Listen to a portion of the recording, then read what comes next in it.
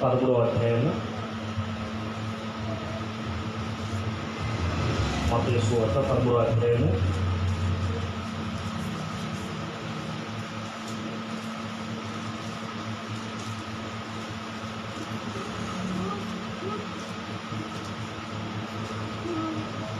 మొదటి 9 వచనాలు చదువుతున్నాను. ఆ దినమందు యేసు ఇంట నుండి వెళ్ళి సముద్ర తీరున కూర్చునెను. బహు జనసమూహములు తన యొద్దకు కూడి వచ్చినందున ఆయన ధోని ఎక్కి కూర్చుని ఆ జనులందరూ ధరించుండగా ఆయన వారిని చూసి చాలా సంగతులు ఉపమానంగా చెప్పారు. ఎక్కడగా ఇదిగో విత్తువాడు విత్తుటకు బయలుదేరడం, వాడు విత్తుచుండగా కొన్ని విత్తనములు త్రోవ పక్కన పడింది. పక్షులు వచ్చి వాటిని మింగివేసును. కొన్ని చాలా మన్ను రాత్రి నేలను పడింది. అక్కడ మన్ను లోతుగా ఉన్నదన్న అవి వెంటనే మొలిచును, కానీ సూర్యుడు ఉదయించినప్పుడు అవి మాడి వేరులేదున మిగిలిపోయాను. కొన్ని ముండ్ల పొదలు పడిను. ముండ్ల పొదలు ఎదిగి వాటిని అణిసివేసను. కొన్ని మంచి నేలను పడి ఒకటి 100 ఒకటి 60 ఒకటి 30 ఫలించను. చెవులు గలవాడు వినుడు గాక అని చెప్పారు. హల్లెలూయా. సో ఇది యేసుక్రీస్తు వారు ఆ రోజు ఈ వాక్యం చెప్పేటప్పుడు ఆయన అర్థమైన విధంగా అందరూ అర్థం చేసుకొని నమ్మి నిజరక్షకుడు ఈయనని తెలుసుకొని సర్వసృష్టికర్త ఈయనే, రాబోతున్న మెషియా ఈయనే, వచ్చిన ఆయనే అని తెలుసుకొని ఆయన వెంబడించడం కోసం అయితే చెప్పలేదు. వెంబడించుకోవడం ఎందుకని చెప్పలేదంటే అది అర్థమైతే వెంబడిస్తాడు. వాక్యం అర్థంగా నేను చెప్పే మాట మీకు అర్థం కాకపోతే సో నేను మీకు పరదేశిగాను లేకుంటే పిచ్చివాడిగా కనిపిస్తాను. సో యేసుక్రీస్తు వారు కూడా చెప్పే మాటలు ఎలా చెప్తున్నాడు? ఉపమాన రీతిగా చెప్తున్నాడు. అంటే ఒకవైపు చెప్తున్నాడు, నిజమే, అది నిజమే. ఆ విత్తనములు 4 రకాలు, మరి ఒక్కొక్కటి ఒక రకంగా మరి పని చేస్తున్నాము, పనికి రాకుండా పోవడం చూస్తున్నాము. కానీ చివరికి 4వ విత్తనము ఫలించేదిగా ఉండడం. హల్లెలూయా. ఎలా అంటే 100 60 30 ఫలించున్నది. ఇది సంఘంలో ఇప్పటికీ జరుగుతూనే ఉంది. ఈ వాక్యము ఇప్పటికీ పనిచేస్తూనే ఉంది.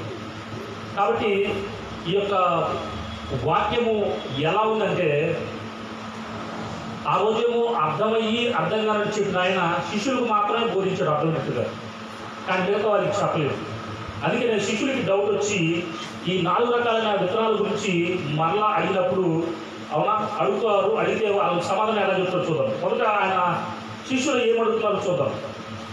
10వ వచనం.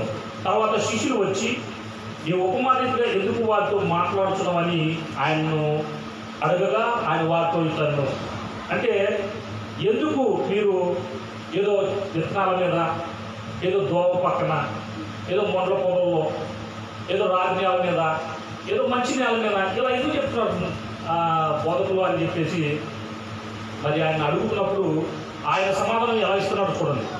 పరలోక రాజ్యం మర్మములు ఎరుట మీకు అనుగ్రహింపబడింది, కానీ వారికి అనుగ్రహింపబడలేదు.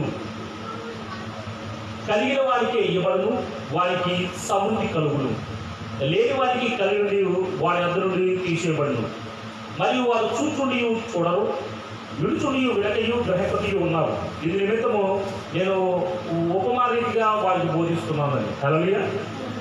అంటే ఇది ఆసక్తి కలిగి వచ్చి విని అర్థం చేసుకోవాలి, నా బాధను పోగొట్టుకోవాలి, నేను స్వస్థత పొందుకోవాలి, నేను రక్షణ పొందుకోవాలి, నేను బాగుపడాలి, తద్వారా అనేక మందికి సాక్ష్యం అవ్వాలి.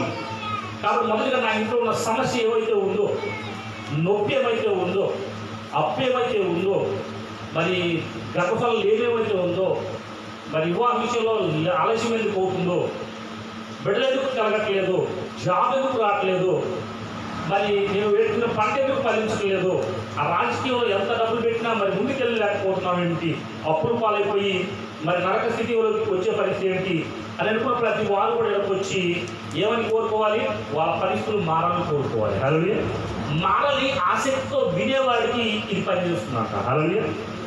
కాబట్టి మరి ఈ యొక్క ఉపమానం ఎందుకు చెప్తున్నాడంటే వాళ్ళు వచ్చి ఈ రోజు కాదు, ఆ రోజు వాళ్ళ గినక గదికి వస్తే గినక వాళ్ళని నమ్మితే గనక, ఈయన నిజంగా మెస్సియా అని తెలిస్తే గనక, ఈయన లోకరక్షకుడు, తన సృష్టించిన వాడు అని అవో తెలిస్తే కనుక ఆయన ఏం చేయరు, సిలువ వేయలేరు.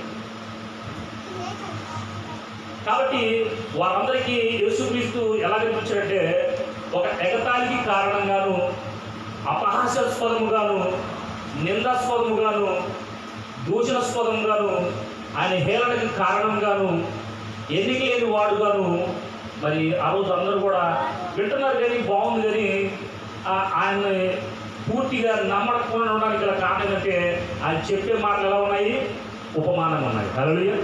అందుకే ఏమంటాడు, చెవులు ఉన్నవాడు మాత్రమే ఉంటారంట. అంటే చెవులు మనందరికీ లేవా అంటే అందరికీ ఉంటాయి, కానీ మరి విన్న తర్వాత అది నా జీవితంలో నెరవేర్చబడాలి అది కోరుకోకపోవడం వల్ల ఆ చెవులు ఉన్నా లేనట్టు కానీ. అందుకనే బైబిల్లో రాయబడిన మాటలు ఏమంటే, కాలు ఉన్న కుంటి వారిని తీసుకురావాలంట, కాలు ఉండి నడవలేని కుంటి వారిని తీసుకురావాలంట, నోరుండి మాట్లాడలేని మగవారిని తీసుకురావాలంట, చేతుల నుండి సహాయం చేయలేని మరి అంగహీనుని తీసుకురావాలంట, కళ్ళుండి చూడలేని గుడ్డి వారిని తీసుకోవాలంటే బదులు ఇక్కడ తీసుకురావాలంట, ఉండి ఉపయోగం లేని వాళ్ళని తీసుకురావాలంటే. చూడండి, కావాలంటే మాటలు మాట్లాడతారు, కాళ్ళు ఉంటాయి, చేతులు ఉంటాయి, చెవులు ఉంటాయి, అవునా, నోరు ఉంటుంది, కళ్ళు ఉంటాయి, కానీ దేనికి పనిచేయని విధంగా మనుషులు జీవించడానికి చూస్తూ ఉంటారు. అలాంటి వాళ్ళని మరి బాగు చేయడం కోసం ఈయనకు వచ్చాడు. కానీ యేసుక్రీస్తు వారి కాలంలో ఎలాంటి వాళ్ళు వచ్చారు, గుడ్డివారు, గుడ్డివారు, మగవారు, అంగహీనులు వచ్చేసి స్వస్థపొందుతారు. ఎందుకని అన్ని ఉన్నవాడు తెలుసుకోవాలి నిరక్షకుడినని. లేదు ఎందుకు బాగా చేస్తున్నాడు, ఆ రోజులలో మోసే కాలంలో ధర్మశాస్త్ర ప్రకారము గుడ్డివారిని, కొంటివారిని, మగవారిని, అంగహీనుల్ని దేవుడి మధ్యలో రానివారు. కానీ ఇక్కడ యేసుక్రీస్తు వారు వాళ్ళని ఆదరించి అన్ని వారిని రక్షించాలని కోరుకుంటున్నాడు. కాబట్టి ఎవరైతే విని నమ్ముతాడో వాడి జీవితంలో పనిచేయడం అనేది ఇక్కడ చూస్తున్నాం. కాబట్టి మరి ఈ ముగ్గురులో అంటే నలుగురులో ముగ్గురు మరి వ్యర్థంగా వెళ్ళిపోతున్నారు, ఒక్కరు మాత్రమే నిలబడుతున్నారు. వాళ్ళు 100గా, అవునా, 60గా, 30గా ఫలిస్తున్నారు. ఎందుకని వాళ్ళు అలా ఫలిస్తారంటే చూడండి, 10వ వచనం, అయితే మీ కళ్ళు చూచునే గనక అవి ధన్యములైనవి, మీ చెవులు వినుచునేవి గనక అవి ధన్యములైనవి. హల్లెలూయా. 2000 సంవత్సరాల క్రితము మాట్లాడిన మాట ఈరోజు మనం వింటున్నాము.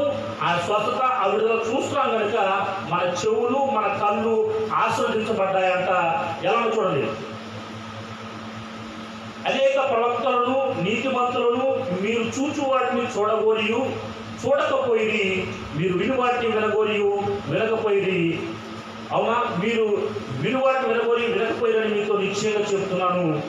అయితే చూడండి, ఈ మాటలు అనేక మంది నీతిమంతులు, ప్రవక్తలు వినాలని కోరుతున్నారు. చాలా మందితో మాట్లాడాలి దేవుడు.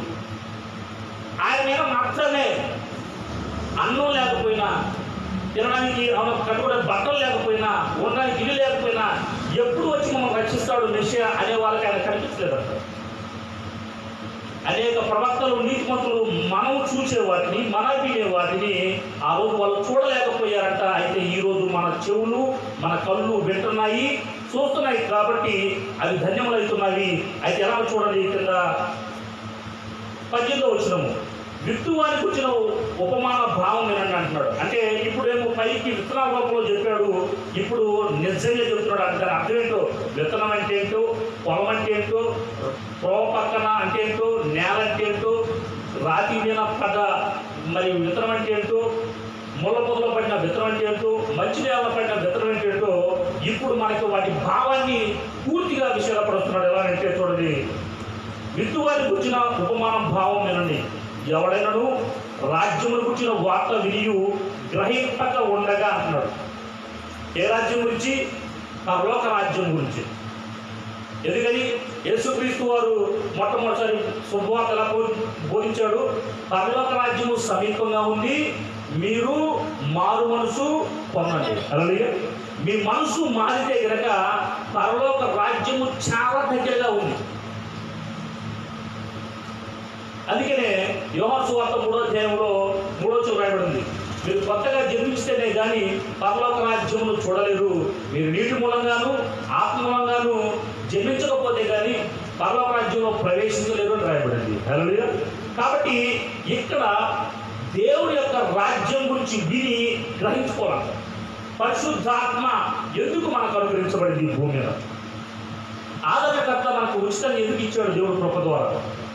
ఆయన మనలోకి వచ్చి ఏం కావాలంటే అది ఎందుకు ఇస్తున్నాడు అని మనము మన ప్రయోజనం కోసము ఆయన రక్తాన్ని కాల్చి మనం శుద్ధీకరించి తన ఆత్మని ఉచితంగా ఎందుకు ఇచ్చాడో అని తెలుసుకోలేకపోతే కనుక ఇది జీవితంలో పనిచేయదు. హల్లెలూయా.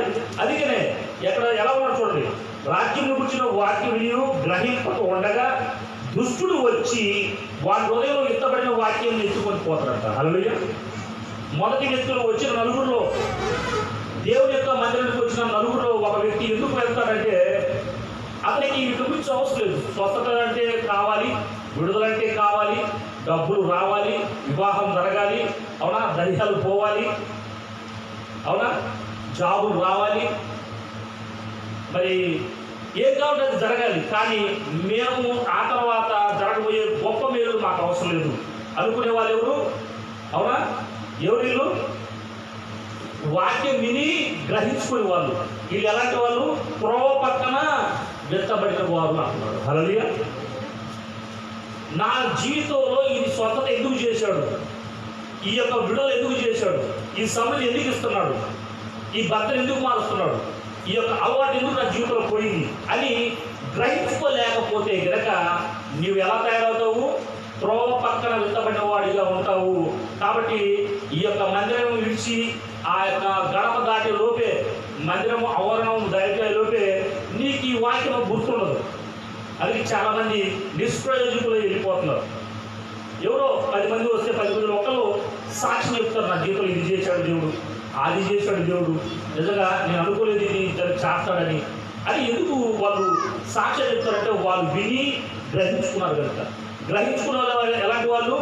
వాక్యము ఆమె నాకు అవసరం లేదు అనుకునేవాళ్ళు, కేవలం ఈ నొక్కిపోతే చాలు అనుకునేవాళ్ళు, ఈ సమృద్ధి వస్తే చాలు అనుకునేవాళ్ళు. అయితే అలాంటి వాళ్ళకి ఈ వాక్యము ఉపయోగరీతిగా లేదు. అందుకనే ఇతడు ఎలాంటి వాడు? విత్తబడిన దాన్ని ఎత్తుకొని పోను, త్రోవ పక్కన విత్తబడిన వాడు ఇతడే. 20వ వచనము, రాత్రి నెల విత్తబడిన వాడు వాక్యం విని వెంటనే సంతోషంతో దాన్ని అంగీకరించేవాడు అంటాడు. అంటే నిజ రక్షకుడు యేసుక్రీస్తు నా పాపముల కొరకు ఈ భూమిలోకి వచ్చి తన అమూల్యమైన రక్తాన్ని కార్చి చనిపోయి తిరిగేసాడు నమ్మి సంతోషించి నమ్మి బాప్తిసం పొందేవాడు రెండో వాడు. అయితే చూడండి, అయితే 20వ వచనం, అయితే అతనిలో వేరు లేనందున అతడు కొంతకాలము నిలుచుడు గాని వాక్యము నిమిత్తము శ్రమైనను హింసైనను కలగగానే అభ్యంతర పడతారంట. హల్లెలూయా.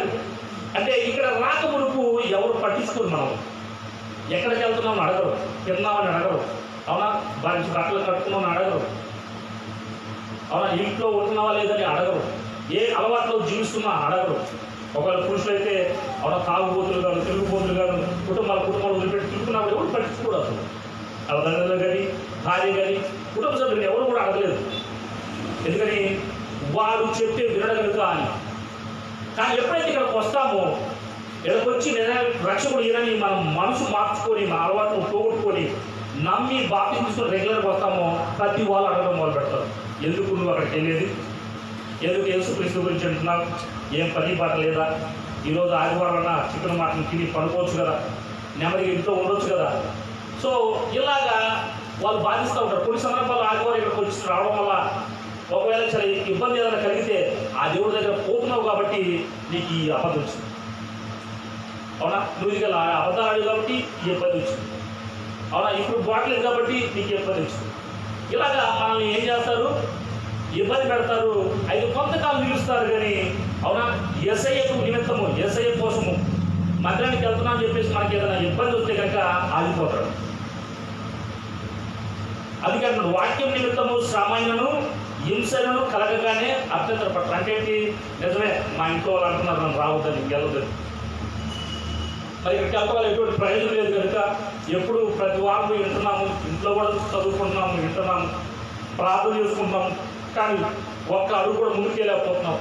ఫస్ట్లో జరిగినాయి కాబట్టి నమ్మి బాప్తిసం తీసుకున్నాం, కానీ ఇప్పుడు మా జీవితంలో జరగట్లేదు కనుక నేను కూడా వెళ్ళకపోతే ఏముంది అందగలట్లేదు కదా అని ఆగిపోతాడు రెండో వ్యక్తులు. చూడండి, మూడోది 22వ వచనం. మొండ్ల పొదలో విత్తబడిన వాక్యము వినివాడే గాని ఐహిక విచారమును ధన మోసమును ఆ వాక్యమును అలసివేది కనుక వాడు నిష్ఫలుడవుతాడు. హల్లెలూయా. అంటే మూడో వ్యక్తి వస్తాడు, నమ్మి బాప్తిసం పొందుకుంటాడు, పరిశుద్ధాత్మతో నింపడతాడు, కానీ ధనము అలానే ఇంకోటి ఐహిక విచారము.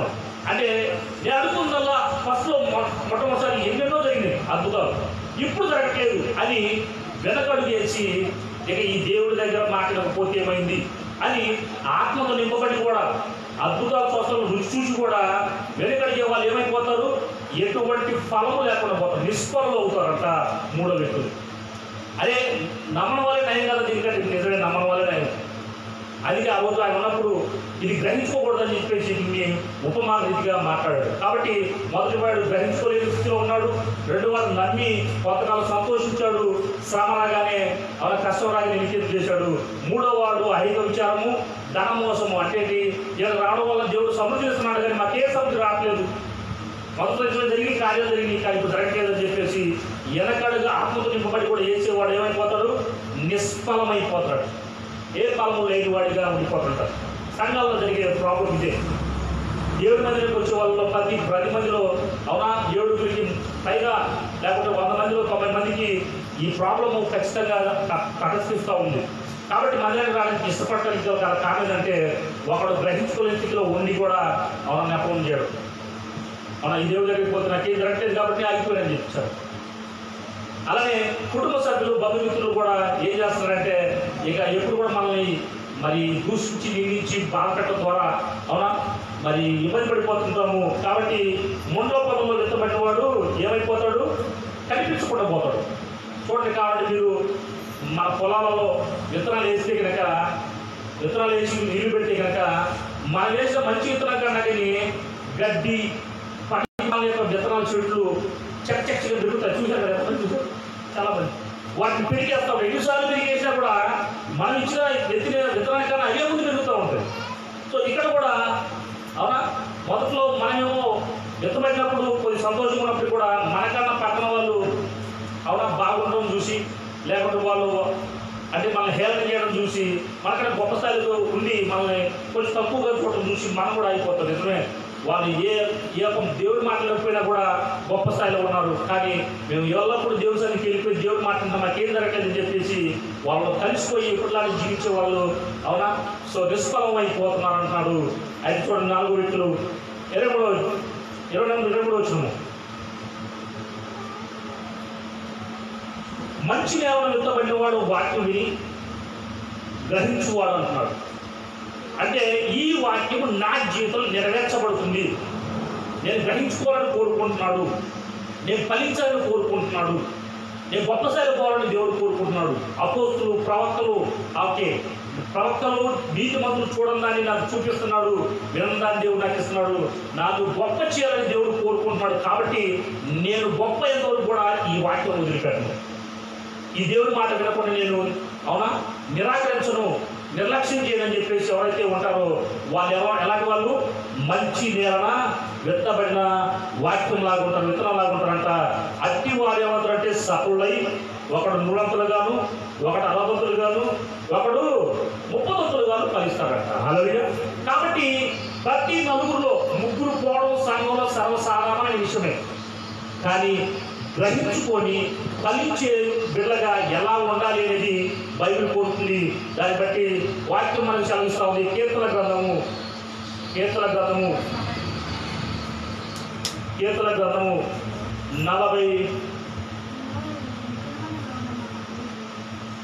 43వ అధ్యాయము 3-4 వచనాలు, పేజీ నంబర్ 474. నీ వెలుగును నీ సత్యమును బయలుదేరు చేయము, అవి నాకు త్రోవ చూపును, అవి నీ పరిశుద్ధ పర్వతమునకును నీ నివాస స్థలమునకును నన్ను తోడుకొని వచ్చును. అప్పుడు నేను దేవుని బలిపీఠం వద్దకు నాకు ఆనంద సంతోషములు కలగజే దేవుని వద్దకు చేరతానంటాడు. హల్లెలూయా. కాబట్టి ఫలించే వాళ్ళు ఎలా ఉంటారంటే, ఒకటి వెలుగును, రెండు సత్యాన్ని తెలుసుకునే వాళ్ళుగా ఉంటారంట. హల్లెలూయా.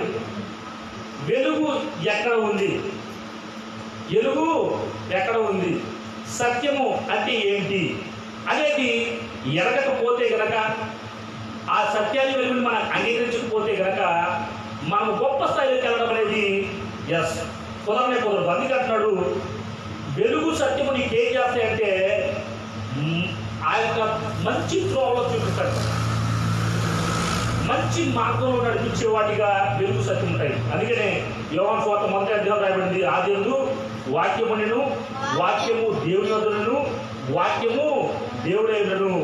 అవునా? ఆ ఆయనలో జీవమునను, ఆ జీవ మనుషులకు వెలుగై ఉన్నది అంటాడు. చూడండి, కావాలంటే మరి ఆ జీవన వెలుగుని మనుషులని వాళ్ళు గ్రహించుకోలేకపోతున్నారు. చూడండి, కావాలంటే ఒకసారి యోహాను సువార్త 1వ అధ్యాయంలో చూడండి, 13 వచనాల్లో వెలుగు అంటే ఏంటి? యేసుక్రీస్తు వారు కూడా యోహాను సువార్తలో చెప్పి, నేను లోకానికి వెలుగును అంటాడు. ఆదియందు వాక్యముండెను, వాక్యము దేవుని యొద్దనును, వాక్యము దేవుడైనను, ఆయన ఆదియందు దేవుని యొద్ద ఉండెను, సమస్తము ఆయన మూలంగా కలిగి ఉన్నదేది ఆయన లేకుండా కలగలేదు. ఆయనలో జీవం ఉండెను, ఆ జీవం మనుషులకు వెలుగైనను. ఆ వెలుగు చీకటిలో ప్రకాశించున్నది కానీ చీకటి దాన్ని గ్రహించుకుంటున్నాడు. హల్లెలూయా. ఈ యొక్క వెలుగు ప్రతి మనిషిలో ఉందంట. ఈ వెలుగు ప్రతి మనిషిలో ఉంది, కానీ మనుషులు అనే వాళ్ళు వీటిని గ్రహించుకోలేకపోతున్నారు. ఉందా లేదా? గ్రహించుకోలేకపోతున్నారు. కానీ ఈయన మాటలు ఏముంది? జీవం ఉంది అంటున్నాడు, ఇది కలిగిస్తుంది అంటున్నాడు. అందుకే ఇంకోసారి చూడండి, 3వ అధ్యాయము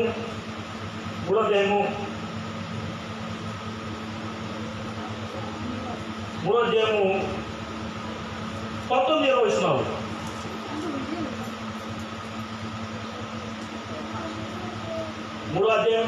వచనాలు. ఆ తీర్పు ఇదే, వెలుగు లోకంలోనికి వచ్చును గాని తమ క్రియలు చెడ్డమైనందున మనుషులు వెలుగును ప్రేమింపక చీకటినే ప్రేమించిరి. దుష్కార్యం చేయు ప్రతి వాడు వెలుగును ద్వేషిస్తాడంట. అంటే ఈ మాట వినకపోతే ఎవరిని ద్వేషిస్తాము? దేవుడిని ద్వేషిస్తాము. దేవుడిని తిట్టేవారిగా ఉంటాం, మనం దేవుడిని తిరస్కరించే వారిగా ఉంటాం.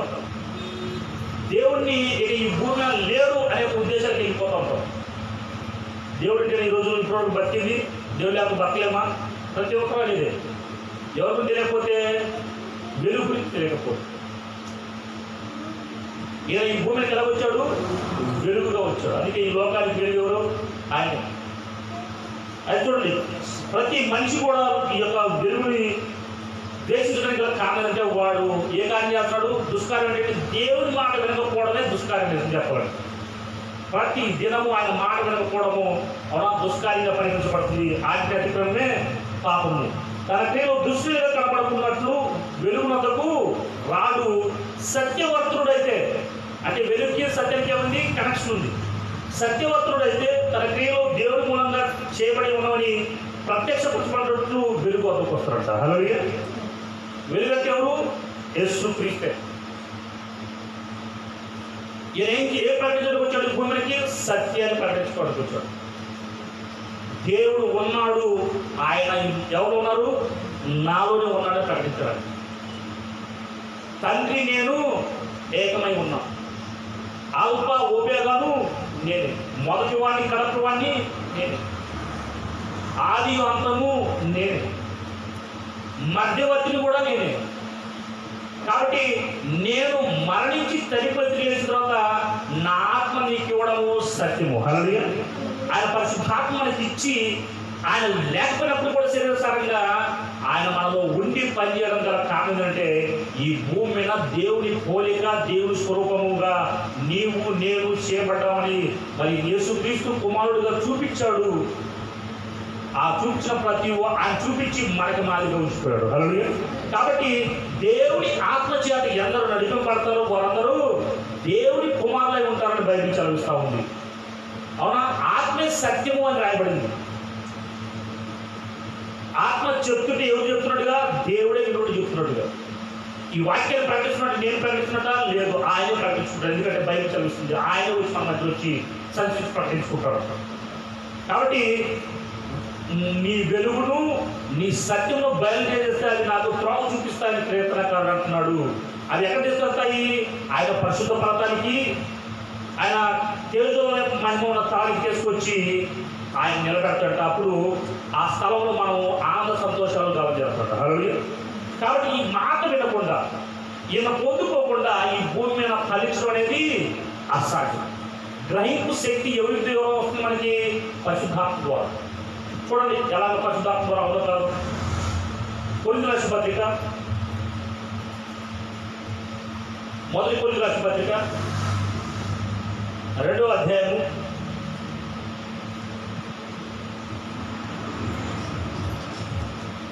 6వ వచనం నుండి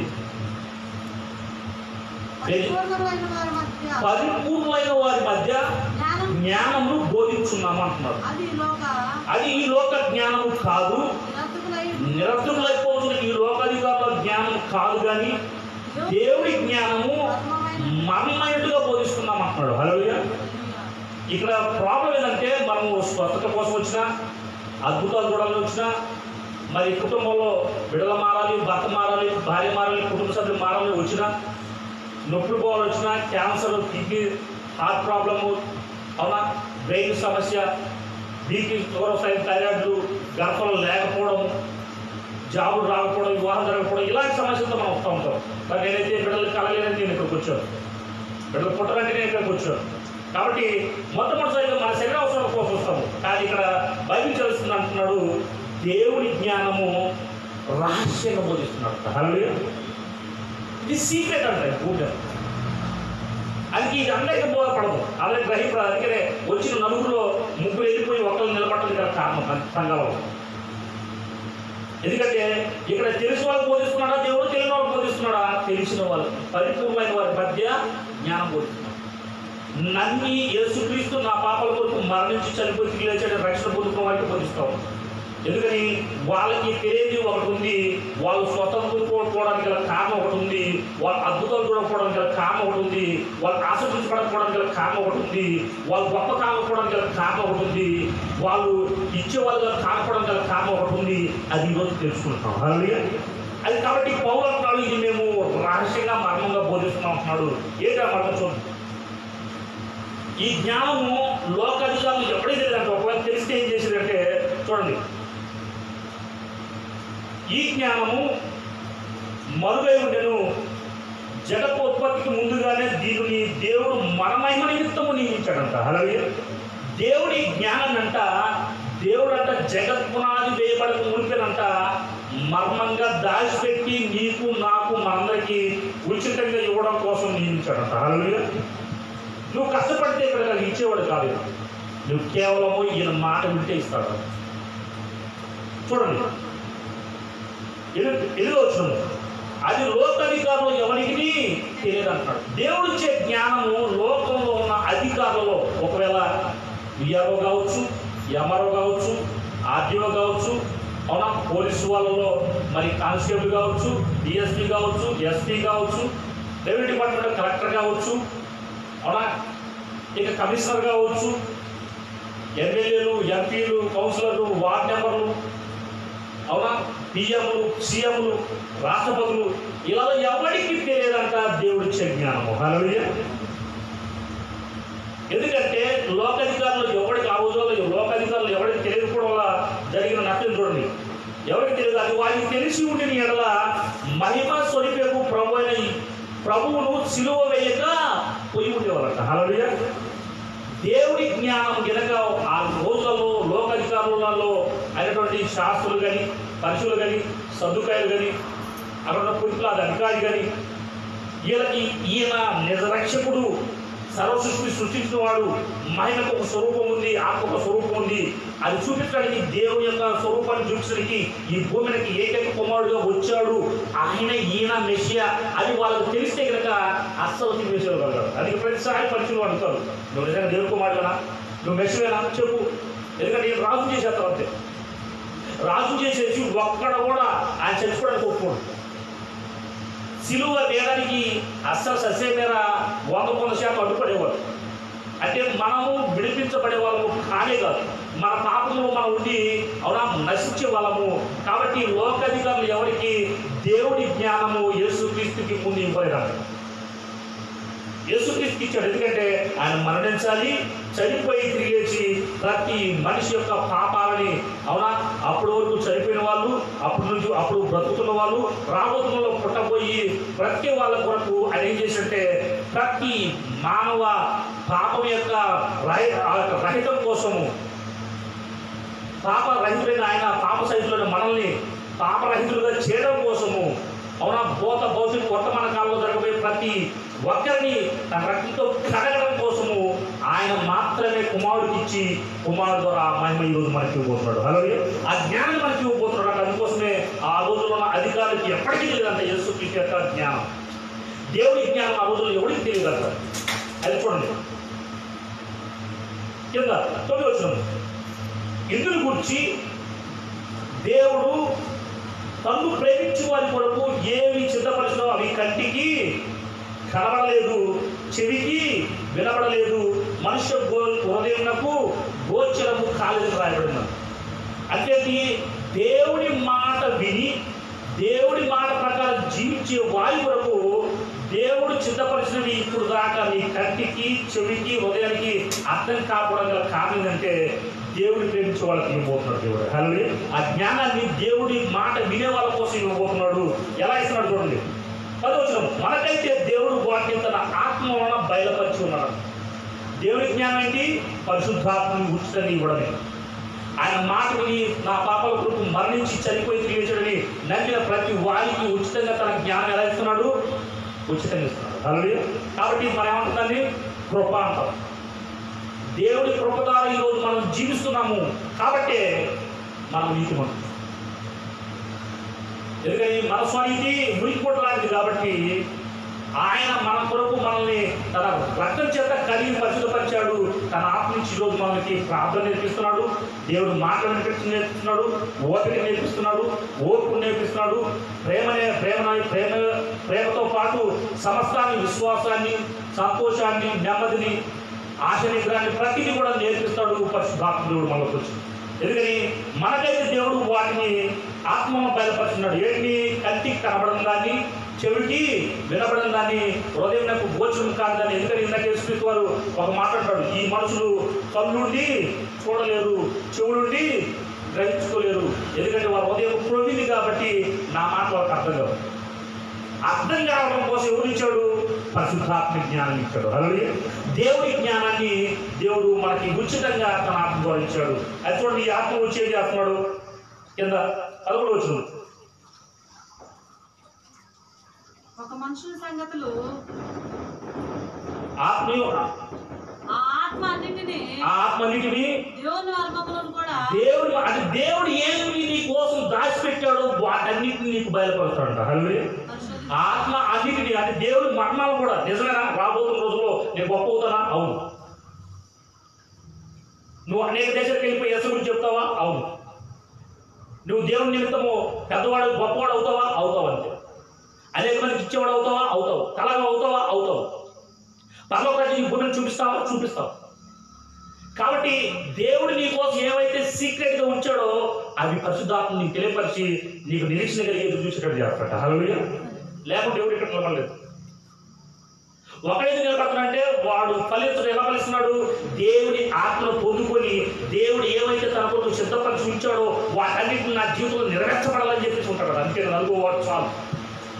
4వ వాడు ఎదుగుదాలంటే 4వ వాడు చాలు నువ్వు వర్తపరుస్తాడు. అలాగే 100 మందిని తీసుకొచ్చి, 60 మంది తీసుకొచ్చి, 30 మంది తీసుకొచ్చి సంఘాన్ని అభివృద్ధిపరిచి ఈ పరలోక రాజ్యం యొక్క మహిమ ఎలా ఉంటుందో చూపించి తను ఫలించి పైకి దేవుడు దగ్గరికి వెళ్ళిపోతాడు. అలాగే ఇలాంటి వాళ్ళని దేవుడు చూస్తూ ఉన్నాడు. కాబట్టి ఈ రోజు కూడా మనం నిలబడి ఉన్నాం.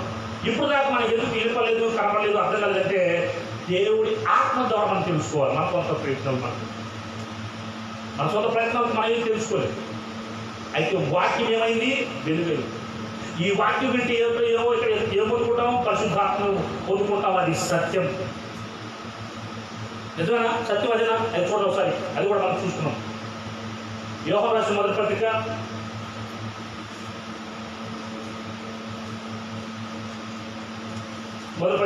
5వ అధ్యాయము 1వ వచనం నుండి, యేసే క్రీస్తై ఉన్నాడని నమ్ము ప్రతి వాడును దేవుడి మూలంగా పుట్టి ఉన్నాడంట. హల్లెలూయా.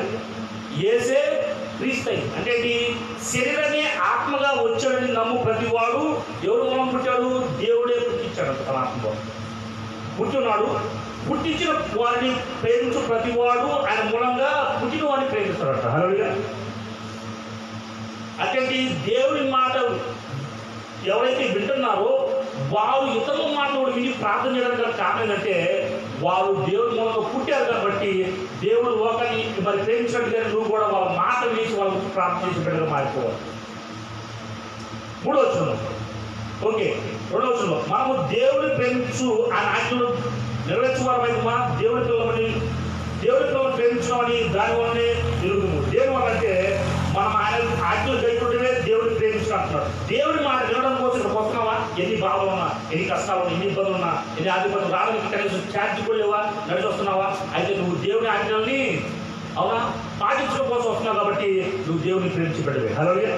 ఇక్కడికి ఎవరైతే ఎన్ని ఇబ్బందులు ఉన్నా కూడా పరిగెత్తుకుంటూ వస్తున్నారు ప్రతి వారం కూడా. నిజమే, ప్రతి రోజు మన ఇంట్లో దేవుడు మాట్లాడాలి, లేకపోతే చదువుకోవాలి, లేకపోతే ఆ టీవీలలో, ఆ మొబైల్స్లో, యూట్యూబ్లో చూసి బలపడాలి, ప్రార్థించాలి. కానీ ప్రతి ఆదివారము సంఘంగా వచ్చి దేవుని మందిరంలో దేవుని మాట వినడం కోసం పరిగెత్తుకుంటున్నారో వాళ్ళు ఎవరు? దేవుడిని ప్రేమించుకోవాలి. మనం ఆయన ఆజ్ఞలు కైకుంటేనే దేవుడిని ప్రేమించడం. ఆ ఆజ్ఞలు బాగానే కావు. దేవుడి మూలంలో పుట్టిన వారందరూ లోకమును జయిస్తారంట. హల్లెలూయా. పరిశుద్ధాత్మ మూలం పుడితే కనుక, ఎందుకని దేవుడి మూలంగానే అంటున్నాను, దేవుడు ఏమైనాడు? ఆత్మ అయినాడు. పరిశుద్ధాత్మలో పుట్టి వారు లోకానికి శరీరం ఏమి ఇస్తారంటే, లోకం అంటే ఏంటి? శరీరాన్ని జయిస్తారంట. లోకం అంటే ఏంటి? శరీరమే. ఈ శరీరాన్ని జయించాలని ఏం కావాలి? పరిశుద్ధాత్మ కావాలి. దేవుడే రావాలి, లేకపోతే నువ్వు జయించలేదు. యేసుతో జయించలేదా? యేసుతో అందరూ విడిపెట్టి వెళ్ళిపోతారు. నేను ఒంటరి అవుతాను, కానీ నా తండ్రి నాతో ఉన్నాడు కనుక. అవునా? నేను ఒంటరి కాదు, నేను జయించాను, జయించే బిడ్డగా నువ్వు తెలుసుకోపరుస్తున్నాను. హల్లెలూయా. కాబట్టి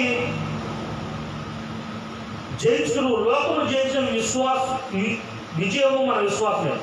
యేసు దేవుడి కుమారుడు నమ్మవాడు తప్ప లోకము జయించువాడు నీళ్ళ ద్వారాను రక్తం ద్వారాను వచ్చినవాడు ఈయనే, అనగా యేసు క్రీస్తే. ఈయన నీళ్ళలో మాత్రమే కాక నీళ్ళతోనూ రక్తంతోనూ వచ్చును. ఆత్మ సత్యం కనుక సాక్షి ఇచ్చేవాడు అవును ఎవరు? ఆత్మ అంట. హల్లెలూయా.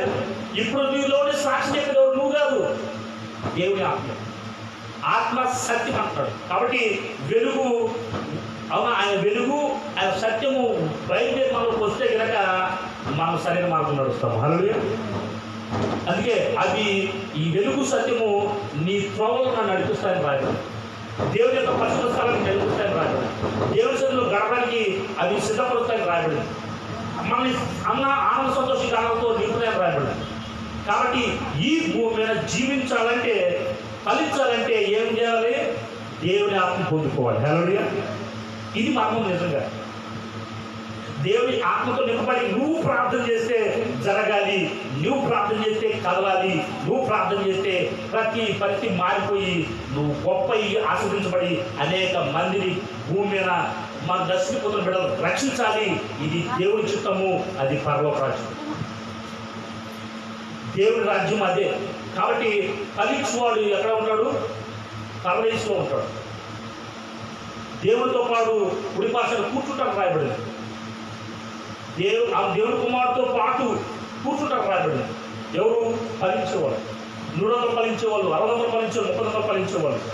కాబట్టి ఈ వాక్యం నువ్వు వినడం మాత్రమే కాదు, ఇతరులకి పంచుకోవడం చాలా ముఖ్యమైనది. ఎందుకని చాలా మంది చెప్తూ ఉంటారు మన వాళ్ళ సమస్యలు. నువ్వు వినాలి, విని వాళ్ళ గురించి ప్రార్థించాలి, దేవుని సన్నిధికి నడిపించాలి.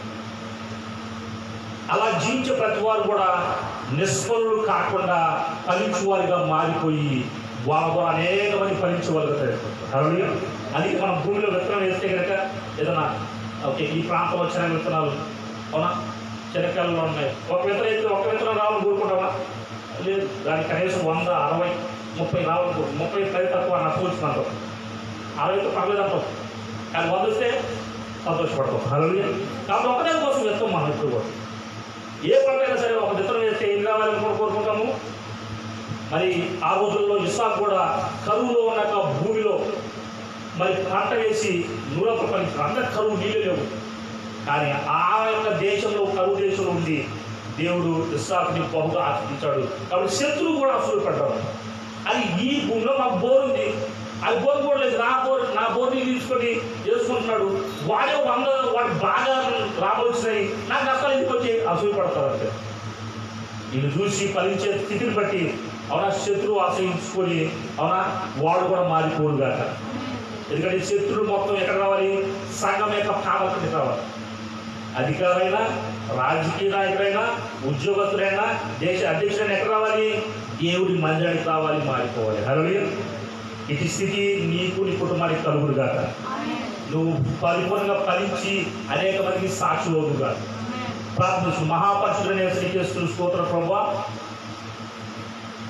ఈ మధ్యకాల సమయంలో ప్రభువా, నీ వాక్యం ప్రభువా ఫలించులో ప్రభువా, నిజంగా వచ్చిన నలుగురిలో 3 వెళ్ళిపోతున్నారు, 1 నిలబడుతున్నారు. వాళ్ళ ద్వారా ప్రభు నీ రాజ్యాన్ని చూడాలని ఆశపడుతున్నారు. కాబట్టి వెలుగు, సత్యము ప్రభువా మాలోకి రావాలని కోరుకుంటే కనుక అవి మమ్మల్ని సరైన మార్గం నడిపిస్తాయి. ప్రభు ఈ జీవ మార్గం మమ్మల్ని నడిపిస్తాయి. మా పరిస్థితులు మార్చలేక, కుటుంబ పరిస్థితులు మారే స్థితి గతులు ప్రభు మాకు దయచేస్తాయి. అందుబట్టి ఏ సమయమైన కలుగుడు కాక. ప్రభు అది బిడ్డల ప్రభావ అందరి ప్రభావ నీ వాక్యం ప్రభావ ఫలించి బిడ్డలు మారని కోరుకుంటున్నారు. అతి ప్రతి బిడ్డలను తాకడి చూపిస్తున్నారు. పరిపూర్ణమైన ఆరోగ్యం ప్రత్యేక దయచేస్తున్నారు. అద్భుతాలు దృష్టిలో బిడ్డగా మార్చివేడే చూపిస్తున్నారు. బలపరచడే చూపిస్తున్నారు. బలమైన అభిషేక శక్తి ప్రభు ఆ బిడ్డలపై నింపి ఆ బిడ్డ ఇప్పుడు చూడని అభివృద్ధిని, ఆరోగ్యాన్ని, నెమ్మదిని, సమృద్ధిని ప్రభు ప్రతి బిడ్డ కలిగి ఉంటే ప్రభు చూపించండి. బలపరచ చేసి చూపిస్తున్నాము. బలమైన ఈ కార్యక్రమం బిడ్డ జీవితం జరిగించి ఈ నా మైండ్ కొనుక్కు వాడుకోమని యేసు క్రీస్తునామమున ప్రార్థిస్తున్నాను తండ్రి. ఆమేన్. అందరికీ వందనాలు.